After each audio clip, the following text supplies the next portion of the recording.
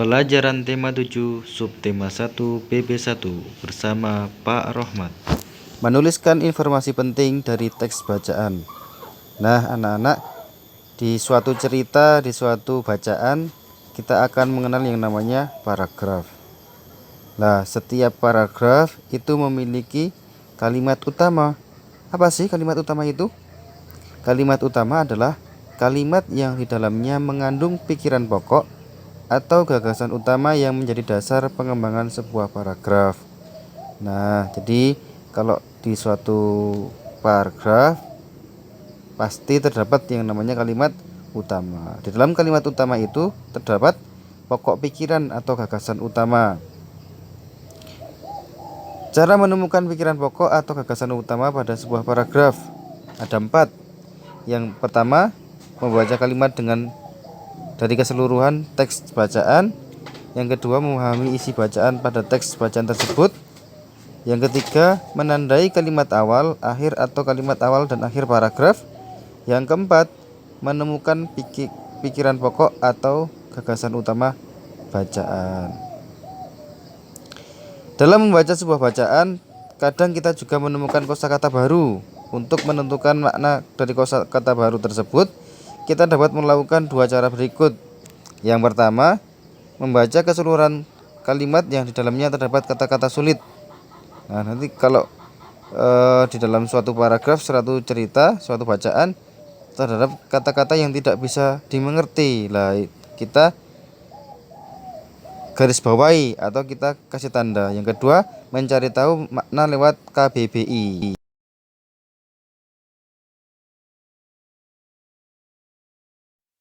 Macam-macam gaya. Anak-anak, sebelum kita mengenal macam-macam gaya, kita harus tahu pengertian dari gaya. Gaya dapat diartikan sebagai tarikan atau dorongan yang dapat mempengaruhi keadaan suatu benda. Gaya juga dapat membuat gerakan lebih cepat, lebih lambat, berubah arah, ataupun berhenti. Kita bisa lihat gambar di samping, ada 2 orang yang sedang mendorong dan menarik sebuah kotak besar. Lah, aktivitas yang dilakukan oleh 2 orang ini termasuk ke dalam gaya. Macam-macam gaya. Yang pertama adalah gaya gesek. Gaya gesek merupakan gaya yang ditimbulkan akibat permukaan 2 benda yang saling bersentuhan. Contoh, gaya yang bekerja pada rem sepeda. Nah, ini di dalam kita melakukan suatu pengereman, akan ada 2 permukaan benda yang saling bersentuhan, yaitu kampas rem dengan pelek. Nah, ini termasuk ke dalam gaya gesek. Yang kedua adalah gaya magnet. Gaya magnet adalah gaya yang ditimbulkan oleh tarikan atau dorongan dari magnet. Contohnya, magnet dapat menarik paku besi. Nah, ketika kita punya magnet, kita punya paku besi. Ketika paku besi tersebut didekatkan ke magnet, maka magnet tersebut akan menarik paku besi. Nah, ini disebut gaya magnet. Yang ketiga adalah gaya gravitasi. Gaya gravitasi merupakan gaya tarik yang dialami suatu benda terhadap pusat bumi. Contoh, lihat gambar di samping bahwa ada satu orang laki-laki yang melempar bola. Bolanya dilempar ke atas, kemudian turun ke bawah. Nah, hal ini disebut gaya gravitasi atau gaya tarik bumi. Yang keempat adalah gaya otot. Gaya otot adalah gaya yang dihasilkan oleh otot manusia atau hewan. Contoh, gaya ketika kita menarik atau mendorong meja. Nah, ini gaya otot adalah gaya yang dihasilkan oleh otot manusia atau hewan. Nah, kemudian yang kelima adalah gaya listrik.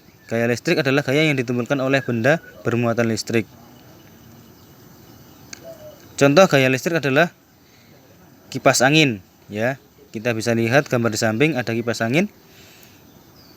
Nah, kipas angin bisa berputar disebabkan oleh adanya aliran listrik atau sumber energi listrik. Yang keenam adalah gaya pegas. Gaya pegas merupakan gaya yang dihasilkan oleh kerja benda elastis. Contohnya per. Nah, per ketika diberikan tekanan maka akan mengkerucut atau menjadi pendek.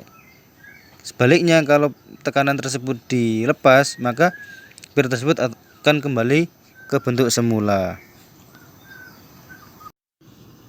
Pengaruh gaya terhadap benda. Jadi gaya dapat mempengaruhi benda yang dikenainya. Yang pertama, mengubah bentuk benda. Jadi gaya dapat mengubah bentuk benda. Contohnya apa? Plastisin atau tanah liat.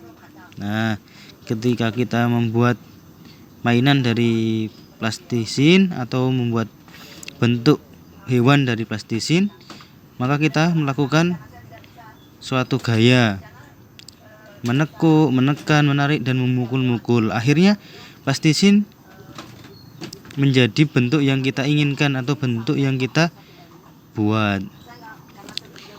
Yang kedua adalah mengubah kecepatan gerak benda. Jadi gaya dapat mengubah kecepatan gerak benda. Ketika kita naik mobil kemudian mengerem, maka kecepatan mobil yang semulanya laju cepat maka akan menjadi lambat. Nah, ini adalah gaya dapat mengubah kecepatan gerak benda. Yang ketiga adalah mengubah arah gerak benda. Jadi gaya dapat mengubah arah gerak benda. Contohnya apa? Contohnya ketika kita menendang bola.